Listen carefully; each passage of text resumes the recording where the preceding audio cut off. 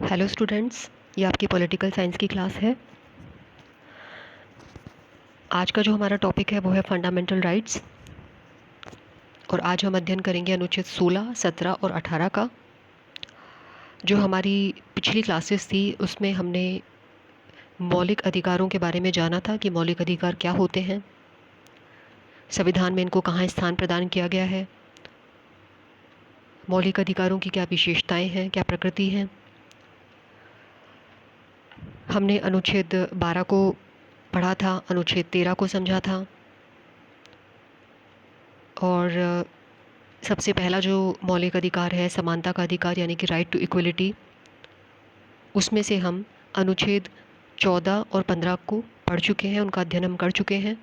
और समानता के अंतर्गत जो समानता का अधिकार है उसके अंतर्गत अनुच्छेद 14, 15, 16, 17 तथा 18 आते हैं। 14 और 15 का हम अध्ययन कर चुके हैं। और आज हम जिन आर्टिकल्स की चर्चा करेंगे वो है अनुच्छेद 16, अनुच्छेद 17 तथा अनुच्छेद 18। तो सबसे पहले आज का टॉपिक हम स्टार्ट करते हैं अनुच्छेद 16 से। अनुच्छेद 16 क्या बात कहता है? देखिए, हर जो आर्टिकल है उसकी क्या है, उसका एक अपना विशेषता है कि वो किस संदर्भ में है।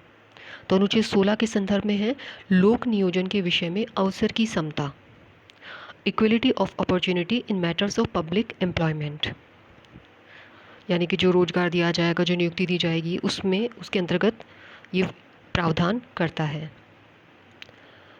सबसे पहले हम बात करते हैं अनुच्छेद 16(1) की। 16(1) के अंतर्गत क्या प्रावधान है? ये कहता है सभी नागरिकों को राज्य के अधीन नियुक्ति और रोजगार में अवसर की समानता होगी। यानी जो रोजगार प्रदान किया जाता है, जो नियुक्ति दी जाती है, उसमें क्या होगा? सबको अवसर की समानता होगी, सबको समान रूप से अवसर मिलेगा। आगे हम बात करते हैं अनुच्छेद 16(2) की। अनुच्छेद 16(2) को स्टार्ट करने से पहले आप एक बार याद करिए कि अनुच्छेद 15(1) और अनुच्छेद 15(2) इसमें हमने 5 आधारों पर भेदभाव की मनाही की चर्चा की थी। 5 ग्राउंड्स: जाति, धर्म, मूलवंश, लिंग और जन्मस्थान। ठीक है, इनके आधार पर भेदभाव का निषेध किया गया था। वो 5 आधार थे और यहाँ पे जो आधार है अनुच्छेद 16(2) के अंतर्गत वो कितने हैं? 7। उनमें से 5 वही हैं और बाकी 2 हैं उद्भव और निवास। तो देखिए 16(2) क्या कहता है कि राज्य के अधीन नियुक्ति और रोजगार में किसी भी नागरिक के साथ केवल जाति, धर्म, मूलवंश, लिंग, जन्मस्थान, उद्भव और निवास के आधार पर किसी प्रकार का भेदभाव नहीं होगा। तो ये जो दोनों आर्टिकल्स हैं ये क्या कहते हैं कि राज्य के अधीन अगर कोई पद है या कोई नियोजन है, यानी कि रोजगार देना है, तो उसमें नियुक्ति के विषय में सभी नागरिकों को समान अवसर का अधिकार प्रदान करता है, समान अवसर दिया जाएगा। आगे हम बात करते हैं अनुच्छेद 16(3) की। देखिए यहाँ पे जो आर्टिकल्स हैं वो विधि का समान संरक्षण, जो कि हमने कल अध्ययन किया था, उसकी चर्चा करते हैं। किस प्रकार से? अनुच्छेद 16(3) क्या कहता है? संसद के द्वारा ऐसे कानून का निर्माण किया जा सकता है, ऐसी विधि बनाई जा सकती है जिसके द्वारा संघ सरकार की सेवाओं को प्रदान करने में या राज्य सरकार की सेवाओं को प्रदान करने में स्थानीय निवासियों को प्राथमिकता दी जा सकती है। स्थानीय निवासी जैसे अगर हम राजस्थान के स्थानीय निवासियों की बात करें तो जैसे कि आप, जैसे कि मैं, तो इस प्रकार से जो स्थानीय निवासी हैं उनको प्राथमिकता दी जा सकती है। और देखिए कई स्टेट ऐसे हैं जहाँ पर इस प्रावधान को लागू किया गया है, जैसे कि हिमाचल प्रदेश है, वहाँ पे ऐसा प्रावधान किया गया। अरुणाचल प्रदेश में भी ऐसा ही प्रावधान किया गया, यानी कि वहाँ के जो लोकल रेजिडेंट्स हैं, जो कि स्थानीय निवासी हैं, उनको सेवाओं में प्राथमिकता दी जाएगी। आगे है अनुच्छेद 16(4). 16(4) क्या कहता है कि नागरिकों के किन्हीं पिछड़े वर्गों को राज्य के अधीन नियुक्ति और रोजगार में आरक्षण प्रदान किया जाएगा। लेकिन इसके लिए एक शर्त है, वो क्या है कि इन वर्गों का जो प्रतिनिधित्व है वो सेवाओं में अपर्याप्त हो। यदि इन वर्गों का प्रतिनिधित्व सेवाओं में अपर्याप्त होगा तो क्या होगा कि नागरिकों के उन पिछड़े वर्गों को राज्य के अधीन नियुक्ति और रोजगार में आरक्षण प्रदान किया जाएगा। अभी अपर्याप्त होने का क्या मतलब है? देखिए, इस शब्द को जो इस शब्द का कहने का है अर्थ है वो है जनसंख्या की प्रतिशतता के आधार पे, यानी कि उस वर्ग का कुल जनसंख्या में सेवाओं में प्रतिशतता देखी जाती है, उसके आधार पर अपर्याप्त जो अपर्याप्तता है उसका विश्लेषण किया जाता है। अब पहली बार ऐसा कब किया गया था? हमारे प्रधानमंत्री हुए थे एक, विश्वनाथ प्रताप सिंह। तो पहली बार ये किया गया था विश्वनाथ प्रताप सिंह के द्वारा, और एक कमीशन का गठन किया गया था। 1979 में मंडल आयोग का गठन किया गया था। हम थोड़ा सा बैकग्राउंड में चलते हैं पहले। तो 1979 में एक आयोग का गठन किया गया था जिसका नाम था मंडल आयोग, और ये था द्वितीय पिछड़ा वर्ग आयोग। द्वितीय यानी कि इससे पहले भी एक आयोग गठित हो चुका था और वो था काका कालेलकर पिछड़ा वर्ग आयोग। इस आयोग का गठन किया गया और ये जो आयोग था इसको अपनी रिपोर्ट प्रस्तुत करनी थी। इस आयोग का गठन किया गया था 1979 में, और इसने अपनी रिपोर्ट जो प्रस्तुत की थी वो 1983 में प्रस्तुत की थी। अब इस आयोग का जो गठन था वो उसके पीछे क्या कारण थे, इसको ये अध्ययन करना था कि जो सामाजिक और शैक्षिक रूप से जो पिछड़े वर्ग हैं उनके उत्थान के लिए हम क्या कर सकते हैं, क्या किया जा सकता है। चाहे हम बात करें नौकरी की, चाहे हम बात करें पढ़ाई की, रोजगार की, तो सामाजिक स्थिति में सुधार हो सके तो ऐसा क्या किया जा सकता है। तो जाहिर सी बात है कि जब ऐसे कमीशंस गठित किए जाते हैं तो वो वृहद स्तर पे स्टडी करते हैं, बहुत बड़े लेवल पे, और उसके बाद में सरकार को अपने सुझाव प्रस्तुत करते हैं, यानी कि अपनी रिपोर्ट प्रस्तुत करते हैं। तो इस आयोग के जो अध्यक्ष थे उनके नाम पर, उनका नाम था बीपी मंडल, और उनके नाम के आधार पे इस आयोग का नाम मंडल आयोग कहा जाता है। तो मंडल आयोग जो था इसने अपनी रिपोर्ट प्रस्तुत कर दी थी 1983 में, और विश्वनाथ प्रताप सिंह ने इसको 1990 में इसके जो प्रोविजंस थे उनको लागू करने की घोषणा की, जिसके अंतर्गत था कि जो पिछड़ा वर्ग है उसके लिए 27% आरक्षण लागू करना। देखिए, ये जो मैटर है ये आपके प्रतियोगी परीक्षाओं के लिए बहुत बहुत बहुत इम्पॉर्टेंट है, इसको समझिएगा, क्योंकि ये रिजर्वेशन से संबंधित बहुत ही चर्चित मामला है, मंडल आयोग वाला मामला। इसी के बेसिस पे सरकार के द्वारा 27% आरक्षण जो था वो पिछड़ा वर्ग को प्रदान किया गया। अब यहाँ पे देखिए, सरकार का जो निर्णय था, सरकार ने जो डिसीजन लिया उसको इंदिरा साहनी तथा अन्य के द्वारा, इंदिरा साहनी जो थी वो एक वकील थी, तो उनके द्वारा न्यायालय में चुनौती दी गई, चैलेंज किया गया। तो सुप्रीम कोर्ट द्वारा अपना जो डिसीजन था वो दिया गया, और ये बात है 1993 की। तो सुप्रीम कोर्ट ने अपने डिसीजन में क्या क्या बातें कही है,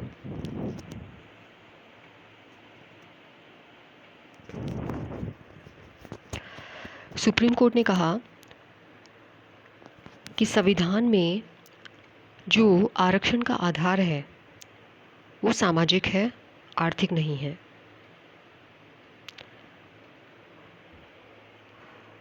अब देखिए, यहाँ पे आपने एक चीज़ अभी समझी है कि अनुच्छेद 16(4) क्या कहता है कि नागरिकों के पिछड़े वर्गों को राज्य के अधीन नियुक्ति और रोजगार में आरक्षण प्रदान किया जाएगा। और 16(1) क्या कहता है कि राज्य के अधीन कोई नियुक्ति है, रोजगार है, उसमें क्या होगा, अवसर की समानता होगी। तो एक दूसरे से ये कॉन्ट्राडिक्टरी लग रहे हैं। तो न्यायालय ने कहा कि अनुच्छेद जो 16(4) है वो 16(1) का विरोधी नहीं है। दोनों एक ही क्षेत्र में कार्यरत हैं, दोनों एक ही क्षेत्र में काम कर रहे हैं। इसके साथ ही न्यायालय का डिसीजन था कि आरक्षण की जो सीमा है वो 50% से अधिक नहीं होनी चाहिए।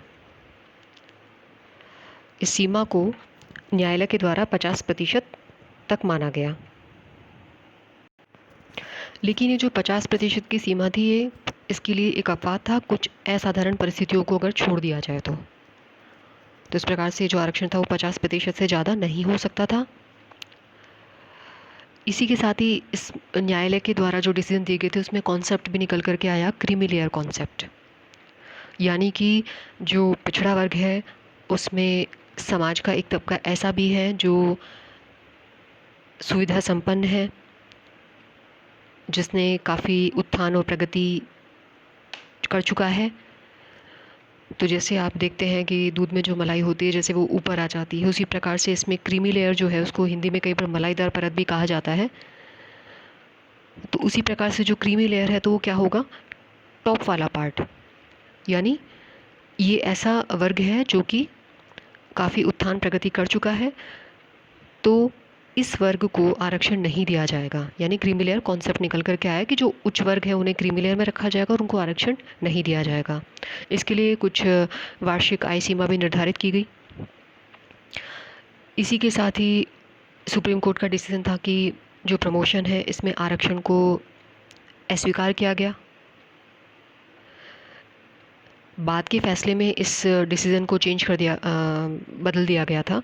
सरकार के द्वारा क्या किया गया कि अनुच्छेद 16(4) के जोड़ा गया, तो उसके द्वारा न्यायालय के इस निर्णय को पलट दिया गया, यानी पदोन्नति के आरक्षण को वैध बना दिया गया। तो अभी हम इंदिरा साहनी केस की चर्चा कर रहे हैं। इसी के साथ ही जो पिछड़ा वर्ग है उसके लिए एक आयोग बनाया जाएगा, एक वैधानिक आयोग बनाया जाएगा, और वो क्या काम करेगा कि वो ये देखने का काम करेगा कि जो बैकवर्ड क्लास है उसमें किस जाति को शामिल किया जाए और क्या वो जाति निर्धारित मापदंडों को पूरा कर रही है अथवा नहीं, इस प्रकार से। और इसी के साथ ही इसमें एक रूल और आया था जिसे कहा जाता है carry forward rule. Carry forward rule actual में क्या था कि मान लीजिए कई बार ऐसा है कि कोई पद है उसके लिए वैकेंसी आती है और कुछ पद बच जाते हैं, खाली रह जाते हैं, रिक्त रह जाते हैं, तो वो अगली भर्ती में जोड़ दी जाएगी। वो जो रिक्त पद है उनको अगली भर्ती में जोड़ दिया जाएगा, लेकिन जो 50% की जो सीमा है आरक्षण की सीमा, उसका उल्लंघन नहीं होना चाहिए। ये इसके अंतर्गत प्रावधान था। तो इंदिरा साहनी बनाम भारत संघ वाला जो केस था, इसके अंतर्गत न्यायालय के द्वारा निर्णय दिए गए। हम फिर से इसको शॉर्ट में समझ लेते हैं कि जो अनुच्छेद 16(4) है, 16(4) 16(1) का विरोधी नहीं है। आरक्षण की जो सीमा है वो 50% से अधिक नहीं होनी चाहिए, कुछ असाधारण परिस्थितियों को छोड़ के। पदोन्नति में आरक्षण नहीं होना चाहिए, यानी कि प्रमोशन में रिजर्वेशन नहीं होना चाहिए। और जो पिछड़ा वर्ग है इसमें क्रीमी लेयर को अपनाया जाए। इसके बाद अब सरकार को अपना जो अपना डिसीजन लागू करना था, तो उसके लिए क्या किया गया कि न्यायालय का जो ये निर्णय था इसको अप्रभावी बनाया गया। इसके लिए क्या था, सरकार को संविधान संशोधन करना पड़ा। तो सरकार ने देखिए 77वां संविधान संशोधन किया, और जैसा कि अभी हमने डिस्कस किया इस बारे में कि 16(4)(1) जोड़ा गया, 16(4) के जोड़ा गया इसमें, और उसके अंतर्गत क्या प्रावधान था कि उसमें जो पदोन्नति का आरक्षण था इसे वैध बनाया गया।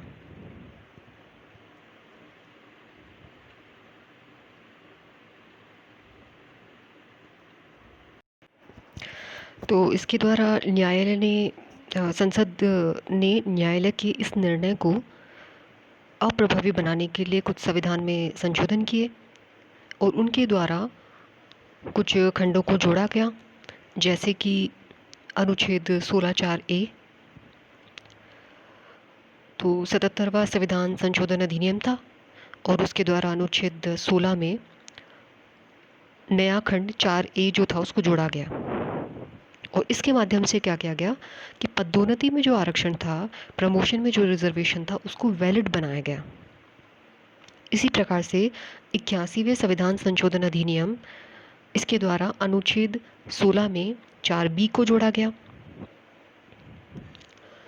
और इसके द्वारा जो बैकलॉग रिक्तियां हैं, यानी कि मान लीजिए किसी पद के लिए जब वैकेंसी आती है तो उसमें कई बार कुछ पद बिना भरे रह जाते हैं, यानी कि जो खाली पड़ी पद होते हैं उनके लिए 50% की सीमा को हटा दिया गया, यानी बैकलॉग की जो सीटें थी उनको 100% आरक्षित किया जा सकता है। तो इसके द्वारा बैकलॉग रिक्तियों के लिए 50% की सीमा जो थी उसको हटा दिया गया। आगे हम बात करते हैं अनुच्छेद 16(5) की। 16(5) के अंतर्गत क्या प्रावधान किए गए? कई प्रकार की धार्मिक संस्थाएं होती हैं और उनके द्वारा जब अपने संस्थान होते हैं इसमें अलग अलग पदों पर नियुक्ति दी जाती है, तो ऐसे में जो अपने धर्म से जुड़े हुए लोग हैं उनको प्राथमिकता दे सकते हैं। ये इसके अंतर्गत प्रावधान था, यानी जो धार्मिक संस्थाएं हैं उनमें वो कुछ पदों को अपने धर्म के आधार पर आरक्षित कर सकती हैं। इस प्रकार की इसमें व्यवस्था की गई। अब अगर हम अनुच्छेद 17 और 18 और पढ़ेंगे तो मुझे लगता है आप कंफ्यूज हो जाएंगे। तो आज के लिए इतना ही। नेक्स्ट वीडियो में हम अनुच्छेद 17 और 18 के बारे में डिस्कशन करेंगे। Thank you.